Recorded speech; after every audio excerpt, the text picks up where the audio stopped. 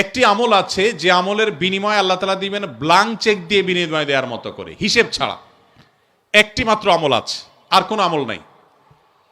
যে আমল সম্পর্কে আল্লাহ রাব্বুল আলামিন কোরআনে কারিমে বলেছেন যে এই আমলটি করলে দুনিয়াতে কোনো কাজের বিনিময় যেরকম ব্ল্যাঙ্ক চেক দিয়ে দিলে আমরা মনে করি যে ফিগার তার মতো বসা নিতে পারবে, সবচাইতে বড় অ্যামাউন্টটা সে বসাতে পারবে, ঠিক একইভাবে একটি আমল করলে কিয়ামতের ময়দানে বান্দাকে আল্লাহ তাআলা হিসেব করে করে কয় ওয়াক্ত নামাজ পড়েছ, কয়টা রোজা রেখেছ, কয় টাকা দান করেছ, কয়বার কোরআন তেলাওয়াত করেছ, কয়বার তাসবিহ করেছ, এভাবে হিসেব করে করে আল্লাহ তাআলা দিবেন না। আল্লাহ তাআলা থোক ব্ল্যাঙ্ক চেকের মতো হিসেব ছাড়া দিয়ে দিবেন একটা আমলের বিনিময়ে। সে আমলটা কি?